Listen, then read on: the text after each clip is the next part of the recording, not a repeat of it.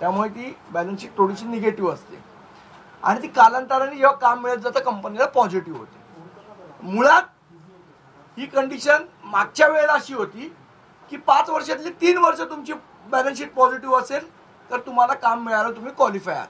ही condition जाणीवपूर्वक बदलली गेली कारण ह्या कंडिशनमध्ये फक्त त्या दिल्ली आणि गुजरातच्या कंपन्याच क्वालिफाय होत होत्या म्हणून ती कंडिशन बदलली गेली.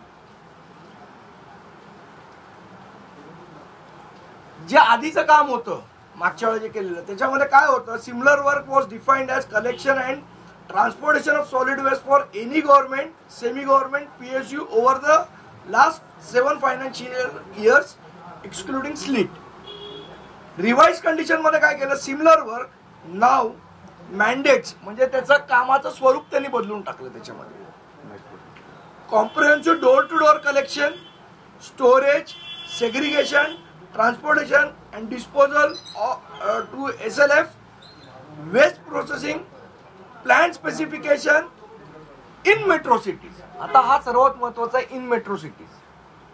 आता ज्या कंपन्या समजा इंदोरला काम करत असतील, बाकीच्या ठिकाणी काम असतील, आता मेट्रो सिटीज म्हटल्यावर तुमचं जे रिस्ट्रिक्शन, बेंगलोरला काम करत आहे मेट्रो सिटी म्हटल्यावर तुमचं रिस्ट्रिक्शन हे 4 सिटींवर येतं, मुंबई, कलकत्ता, दिल्ली, बेंगलोर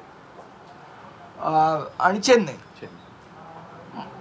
आता जर तुम्ही 5 सिटीमध्येच काम केलं असेल तरच तुम्ही याला क्वालिफाय होऊ शकता.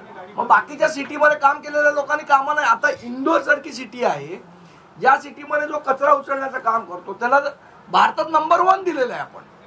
मग ती कंपनी जी नंबर 1 आहे भारतामध्ये कचरा उचलण्यामध्ये ती मुंबईच्या टेंडरला क्वालिफाय होत नाही, त्यांना बाहेर काढलं जातं. का तर दिल्ली आणि गुजरातच्या ज्या कंपन्या ज्यांनी मेट्रो सिटीमध्ये काम केलं त्यांना फक्त क्वालिफिकेशन मिळवण्यासाठी. मला असं वाटतं या पद्धतीचे घोळ हे अनेक आहेत या टेंडर कंडिशनमध्ये.